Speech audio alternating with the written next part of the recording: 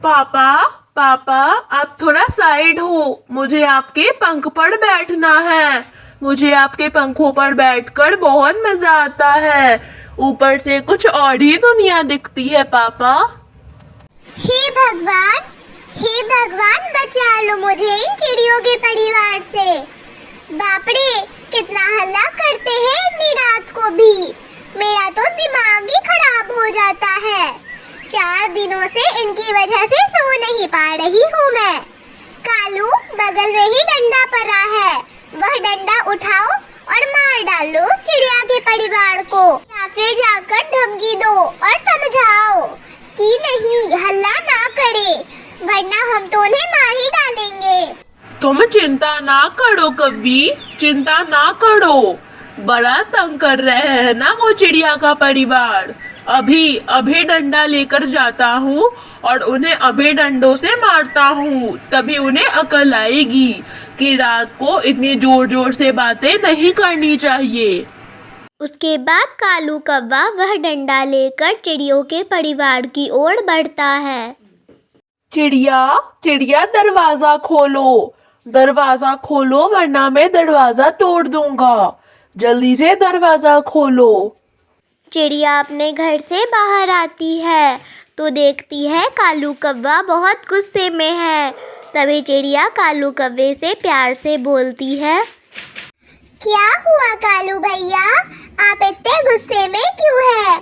आपको किसी चीज की जरूरत है क्या? अगर आपको किसी चीज की जरूरत है तो मुझे बताएं, मैं आपको वह चीज दे दूंगी। पर बात क्या है, आप मुझे वह तो बताएं। चुप कर जाओ रानो, चुप कर जाओ। अगर कुछ ज्यादा बोली तो तुम्हारा सर फोड़ दूंगा मैं। इतना घर में आवाज, आसपास के पक्षियों को तुम सोने भी देती हो? नहीं सोने देती हो। मैं और गोरी कभी कैसे सोएंगे? ये मैं तुम्हें आखिरी बारी धमकी दे रहा हूँ। समझना है तो समझ जाओ, वरना फिर मेरा डंडा ही काम आएगा। रानो का पति सब कुछ उस घर से सुन रहा था और वह गुस्से में बोलता है, यह कालू कौवा क्या बोल रहा है रानू को? मेरी बीवी को डंडे से मारेगा? अभी बताता हूँ इस काले कौवे को। उसके बाद रानू का पति उड़ते उड़ते अपने घर के बाहर जाता है और काले कौवे को अच्छे से जवाब देते हुए कहता है, कालू, कालू, ये क्या बोले जा रहे हो तुम? मेरी बीवी है वो, और हम हमारे घर में कुछ भी करें, तुम्हें हमसे क्या मतलब है? कुकू के पापा, कालू कौवे ने मुझे ऐसा कुछ भी नहीं बोला है। आप घर के अंदर जाए, मैं यहाँ पर सब कुछ संभाल लूंगी, आप जाए।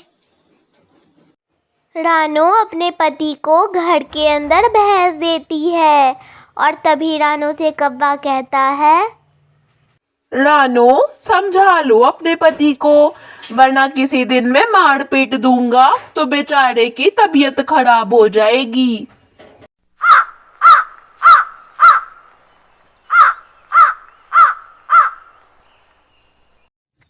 कुकू के पापा, मुझे लगता है कि हमें इस घर को खाली कर देना चाहिए और कहीं और पर बेच देना चाहिए, क्योंकि कौवा कौवी ने हमारी जिंदगी खत्म कर दी है। और मुझे कभी कभी तो यह लगता है कहीं कुकू को कोई चोट ना पहुंचा दे। मुझे बहुत डर लगता है उन लोगों से। रानो, तुम्हारा कहने का मतलब क्या है? हम डरकर उस घर को छोड़ दे? नहीं, कुछ नहीं होगा हमारे कुकू को। और अगर हमारे कुकू को वह कौवा और कौवी हाथ भी लगाएंगे तो देख लेना फिर। हम डरकर कुछ भी काम ऐसे नहीं छोड़ सकते। इतनी सारी बातें करने के बाद दोनों अपने घोंसले की ओर निकल पड़ते हैं। जब रानू और उसका पति घर आता है तो देखता है कि कुकू रो रहा है।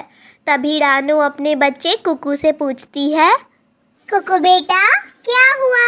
आप रो क्यों रहे हो? किसी ने आपको डांटा है या फिर मारा है? क्या हुआ बेटा, कुछ बताओ तो। मम्मा मम्मा घोड़ी आंटी ने मुझे बहुत मारा। मैं अपने बॉल से खेल रहा था। घोड़ी आंटी आती है और मुझे गाल पर थप्पड़ लगाकर चली गई। क्या घोड़ी ने ऐसा किया? अच्छा रुको, मैं अभी बात करता हूँ घोड़ी से। उसके बाद रानो का पति घोड़ी के घर की ओर निकल पड़ता है और वहां जाकर घोड़ी का दरवाजा खटखटाता है। क्या क्या कर रहे हो मेरे घर के साथ? इतनी जोर जोर से क्यों पीट रहे हो मेरे घर को? तुम्हारे घर को इतनी जोर जोर से पीटोगी तो कमजोर घर टूट ही जाएगा। वो सब छोड़ो कभी, मुझे तुमसे कुछ बात कहनी है। तुमने कुक्कू को क्यों मारा है? बेचारा बहुत रो रहा है। तुम्हें जरा सी शर्म नहीं आई? सच बताऊं तो मैंने तुम्हारे बेटे को जानबूझ के नहीं मारा है। वो पेड़ के सारे पत्ते तोड़ तोड़ के मेरे घर की ओर फेंकता है। इस वजह से सारे पत्ते खिड़की के अंदर आ जाते हैं। मेरा घर गंदा हो जाता है। मैंने उसे कितनी बार बोला कि बेटा पत्ते मत फेंक, फिर भी वो फेंक रहा था।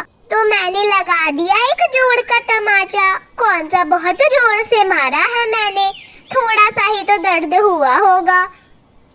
तभी वहाँ पर कालू कौवा भी आता है और घोड़ी कौवे कालू कौवे को सारी बात बताती है। कालू कौवा यह सुनकर रानो के पति का पिटाई करने लगता है। तभी वहाँ पर रानो चिड़िया आती है और रानो चिड़िया कालू कौवे को बोलती है, छोड़ दो जालिमों, छोड़ दो मेरे पति को। अब कितना मारोगे उसे? तुम लोग मेरे पड़ोसी हो और एक पड़ोसी से ऐसा करेगा तो बिल्कुल भी अच्छा नहीं लगेगा। छोड़ दो, भगवान की कृपा से छोड़ दो मेरे पति को, उन्हें कहीं कुछ चोट ना पहुंच जाए। उसके बाद कौवा रानो के पति को छोड़ देता है और रानो और उसका पति अपने घोंसले की ओर निकल जाते हैं।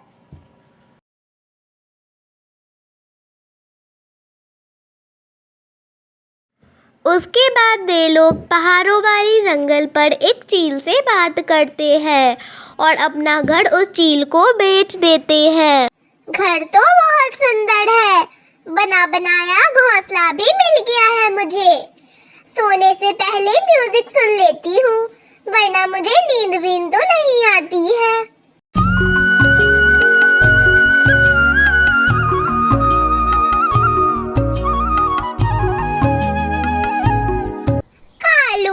कालू या चिड़ियों का परिवार पागल तो नहीं हो गया है? कितनी जोर जोर से म्यूजिक बजाया जा रहा है। जाकर बोलो, नहीं तो डंडा लेकर जाओ यहाँ से।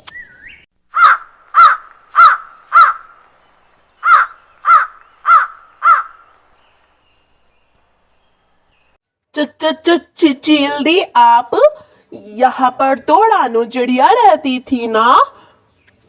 हाँ, मैं हूँ यहाँ की मालकिन। अब मैं रहती हूँ इस घर में। रानो चिड़िया ने मुझे यह घर बेच दिया और मैंने उसे पैसे भी दे दिए। सारा मूड खराब कर दिया। कितने अच्छे से म्यूजिक सुन रही थी। दफा हो यहाँ से, वरना मार पीट दूंगी तुझे।